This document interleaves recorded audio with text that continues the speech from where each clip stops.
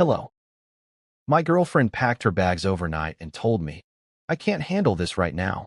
I need time to think. After I lost my job and most of my savings when my company collapsed, I eventually rebuilt my life. And then she came back as if none of it had ever happened. My name is Henry. I am 32 and I work in software quality assurance. I live in Manchester and my life used to run on a pretty stable routine. I worked normal office hours for a mid-sized tech company and spent most evenings either at the gym or cooking at home. My girlfriend is Amelia. She is 29 and works as a confectioner at a boutique dessert shop that supplies cakes and pastries to a few cafes around the city. We had been together just over 3 years and living in the same apartment for about 18 months. Our place was a small rented flat not far from the city center. Nothing impressive, but it was practical and close to both of our workplaces. We split rent and utilities evenly and generally kept a predictable routine. At the time everything started going wrong, I had been with my company for almost 6 years. It was not a startup anymore, but also not a giant corporation. Still, it paid well enough that I had built a decent amount of savings and felt fairly secure about where my career was going. Amelia liked that part of my life a lot. She talked constantly about stability and future plans. She wanted to buy property eventually and had a very clear picture in her head of how financially secure her life needed to be. About 8 months ago, my company collapsed almost overnight. It turned out management had been hiding serious financial problems, and when the investors pulled out, the entire thing unraveled in less than 2 weeks. When the shutdown became official, I lost my job and most of the stock-based savings I had tied into the company. A large portion of what I thought was my financial safety net disappeared with it. I was stressed, but still practical. I updated my resume the same week and started reaching out to people in my network. My plan was simple: reduce spending, focus full-time on job hunting, and recover as quickly as possible. Amelia reacted very differently. At first, she just seemed irritated. She kept asking how something like this could even happen and whether I had ignored warning signs. Within a few days, the tone shifted from questions to open frustration. She started making comments about how she had always worried my company was unstable and how my situation was now dragging her life into uncertainty.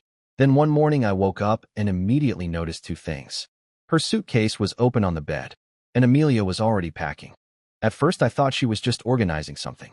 Amelia worked early mornings at the bakery some weeks, and sometimes packed things the night before if she had a long shift. But when I sat up and actually looked around the room, it was obvious this was different. Her large suitcase was already half full, not the small weekend bag she used for visiting her parents. The big one she normally only pulled out for holidays. Clothes were folded on the bed. Her makeup bag was open. A pile of shoes sat by the door. I asked what she was doing. Amelia did not stop packing. She just said she was thinking about staying with a friend for a while. That immediately felt strange. Nothing dramatic had happened between us. I had been stressed about the job situation, sure, but we were not fighting or anything like that. So I asked what she meant by a while.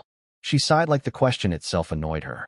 Then she finally looked at me and said she could not handle this situation right now and needed time to think. Her exact words were, "I cannot deal with this level of uncertainty." At first I thought she meant we needed space for a few days because I had been stressed. That would have been reasonable. But the more she packed, the clearer it became that this was not a short break. She was taking almost everything. Her clothes, her cosmetics, even some kitchen tools she used for baking experiments at home. I asked her directly if she was breaking up with me. Amelia rolled her eyes and said I was being dramatic. According to her, she was not ending the relationship. She just needed distance while I figured out my situation. That phrase stuck with me. My situation. Like I had suddenly become some kind of problem she did not want to deal with. I reminded her that I had already started applying for jobs and that situations like this happen all the time in tech. She shrugged and said maybe, but it was not the life she had signed up for. Then she said something that honestly flipped a switch in my head. She said she did not want to be tied to someone who might be financially unstable for months.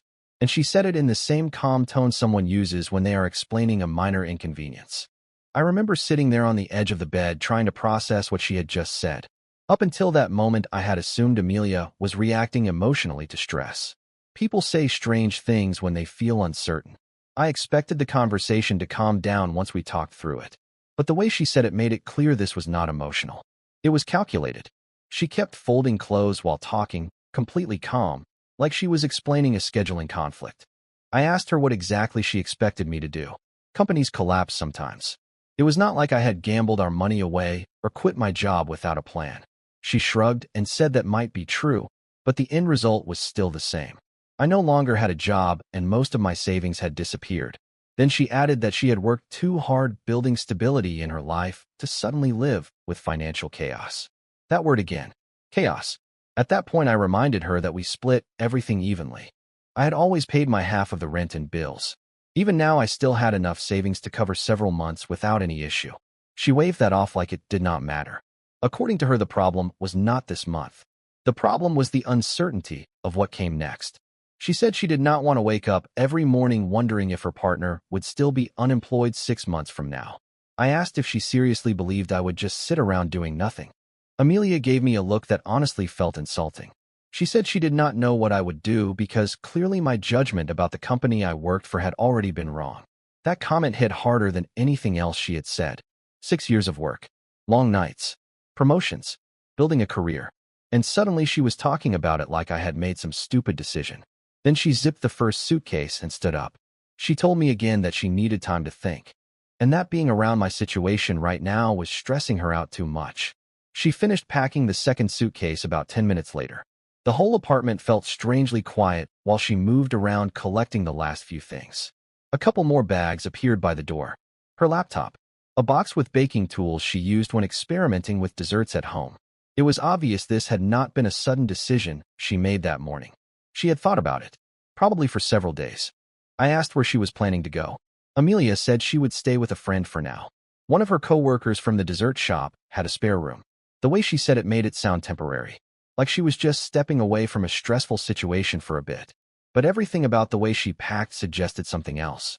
People do not take half their wardrobe when they plan to come back in a few days. I asked her directly how long she planned to be gone. She sighed again like I was making things difficult. Then she said she did not know, and that was exactly the problem.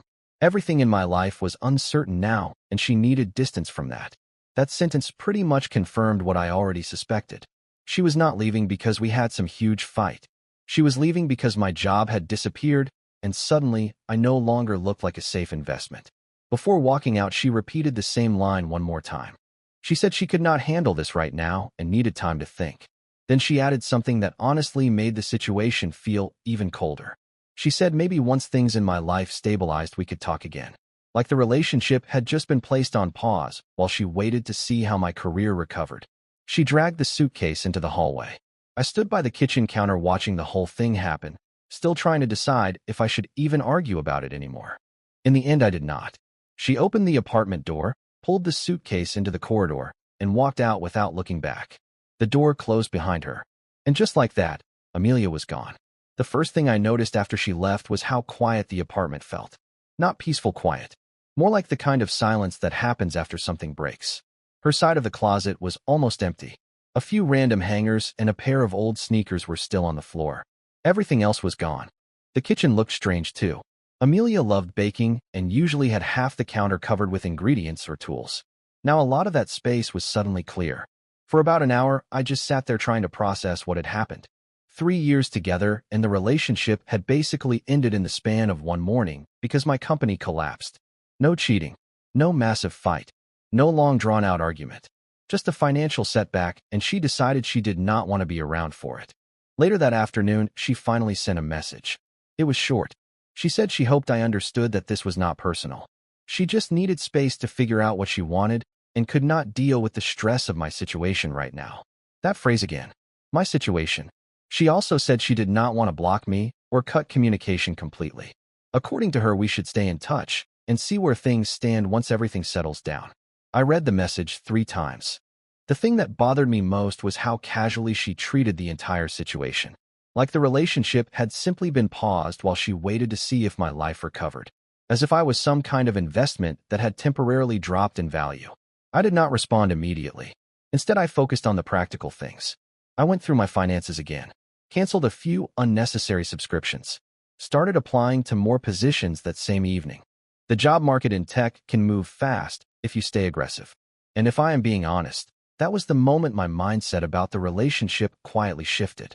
Because while Amelia had decided to walk away the moment things became difficult, I realized something pretty simple. If someone leaves, the second life becomes inconvenient, You learn a lot about how they actually see you. The next few weeks were honestly some of the most focused weeks I have ever had. Losing the job obviously sucked. Losing most of the savings tied to the company's stock hurt even more. But the situation was still manageable if I handled it correctly. I treated finding a new job like a full-time job. Every morning, I was up by 8. Coffee, laptop open, applications out. I contacted former coworkers, recruiters, old managers, anyone who might know about openings. In tech, networking matters more than people admit. During that time, Amelia and I barely spoke. She sent a message maybe once every week or so. Always very neutral. Things like asking how the job search was going or saying she hoped I was doing okay. What stood out was that she never once apologized for leaving. Not once. There was no conversation about the relationship itself either. No real discussion about what had happened. Just polite check-ins like we were distant acquaintances. At first I responded normally. Short answers. Nothing emotional. Eventually I noticed something about her questions. They were always about progress. Did I have interviews yet? Had any companies made offers? How was the job market looking? Never anything about how I was actually doing. It slowly started to feel less like concern and more like she was checking the status of a project. About 6 weeks after she left, I finally landed a solid interview with a cybersecurity company. 2 interviews turned into 4. Then they made an offer. The salary was actually higher than what I had been making before. Not dramatically higher, but enough that the financial damage from the company collapse would be recoverable within a year or 2. I signed the contract that same day. I remember sitting at the kitchen table after everything was finalized. Same apartment.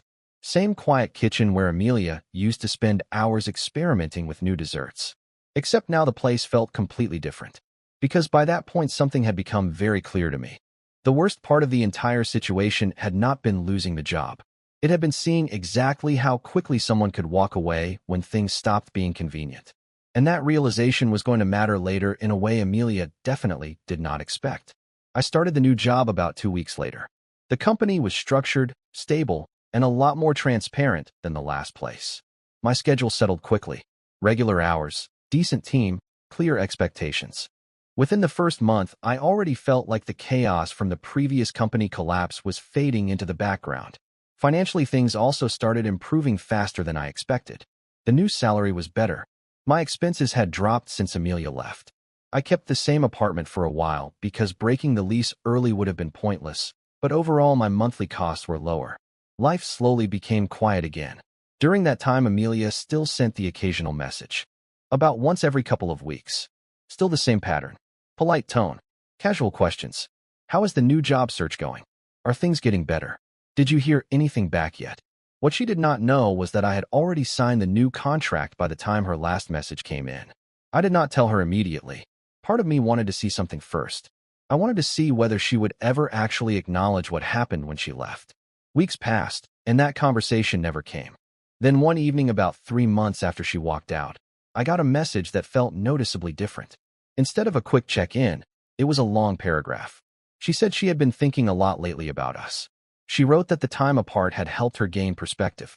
Then she added that she missed the stability we used to have together and wondered if we could talk in person sometime.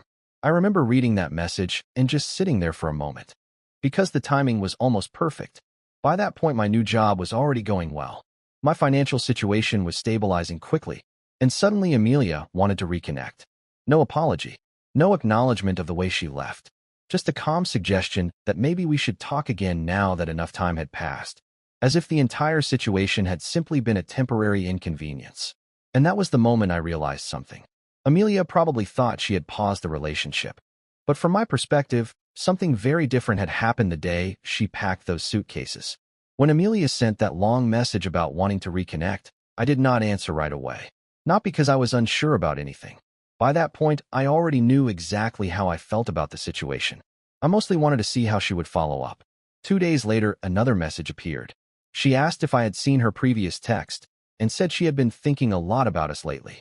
According to her, the time apart had helped her gain perspective, and she wondered if we could talk and maybe figure things out. I read the message a few times and realized something simple. She still had not acknowledged what actually happened. No apology. No direct mention of leaving when things got difficult. Just vague language about thinking and perspective. So instead of meeting her, I replied with a long message. I told her the job situation had already been solved weeks earlier. I had accepted a new position at a cybersecurity company, and the salary was actually higher than what I had been making before. Her response came quickly. She said that was amazing news and added that she was really happy for me. That reaction confirmed something for me immediately. So I sent one more message explaining my position very clearly. I told her that the morning she packed her suitcases and left answered a question I had never thought to ask before. What someone does when life becomes inconvenient. When my company collapsed, I did what most people do. I started fixing the situation. I updated my resume, contacted people in my network, and worked through the problem. She handled it differently. She removed herself from the relationship the moment stability disappeared. I explained that if a relationship only works when everything is financially comfortable, then it was never a real partnership to begin with. Then I told her something very direct. She had been right to leave, because the day she walked out was the day the relationship ended for me. After sending that message, I blocked her number and her social media before she had the chance to reply. Blocking Amelia ended the situation immediately. There was no dramatic confrontation and no long argument. One clear message, one decision, and then silence. Honestly, that made everything much easier to deal with. For the first few days after that, I expected she might try reaching out another way. Email or social media from a different account. That kind of thing happens sometimes when people are used to having access to you. But nothing came. Either she understood exactly what I meant, or she simply decided it was not worth pushing further once she realized the relationship was actually over. Life moved forward quickly after that. The new job kept me busy. The company was stable, the projects were interesting, and the team was far more organized than the environment I had left behind. Within a few months, I had rebuilt most of the financial stability that disappeared when the previous company collapsed. The apartment also started feeling different. At first, it had been strange living there alone after Amelia left. Too quiet, too empty. But eventually, I realized the silence was actually peaceful. No tension. No passive comments about financial security. No feeling like my value in the relationship was tied directly to how stable my income looked at any given moment. Looking back, the most surprising part of the whole situation was how clearly everything revealed itself once things went wrong. Before the company collapsed, I honestly believed we were building something solid together. 3 years of shared routines can create that illusion very easily. But pressure has a way of showing people exactly who they are. When things were comfortable, Amelia was fully invested in the relationship. The moment uncertainty appeared, she packed 2 suitcases and walked out the door without hesitation. And once I saw that, it became impossible to unsee it. Which is why when she came back months later acting like the relationship had simply been paused, the decision was actually very easy to make. Some things you only need to learn once. It has been about 8 months since the morning Amelia packed her suitcases and left the apartment. At this point, the entire situation feels more like a clear lesson than a painful breakup. The job situation that started everything turned out to be temporary. The new position worked out well, my finances stabilized, and my routine returned to something close to normal. If anything, my career ended up improving because the new company offers better long-term opportunities. But the bigger change happened in how I look at relationships. Before all of this, I believed stability inside a relationship came from shared plans. Talking about the future, living together, building routines. What I did not fully appreciate back then is that real stability only shows up when something actually goes wrong. Anyone can enjoy a relationship when everything is predictable, steady income, comfortable routines, no serious pressure. The real test happens the moment uncertainty appears. When my company collapsed, my first instinct was to solve the problem. Update my resume, reach out to contacts, fix the situation step by step. Amelia's instinct was different. Her response was to remove herself from the relationship until stability returned. Once I saw that reaction clearly, it changed the way I viewed everything else. Because relationships are not partnerships if one person quietly exits the moment conditions become inconvenient. They are arrangements that last only as long as circumstances stay comfortable. Blocking her was not emotional or dramatic. It was simply the logical conclusion of what she had already shown me months earlier. She made her decision the morning she left. I just accepted it later. Since then, life has been straightforward. Work is stable. My routine is calm again. And the apartment eventually became my space instead of a place filled with old expectations. If there is one thing I took from the entire experience, it is this. When people show you how they handled difficult moments, believe them the first time. Bye-bye.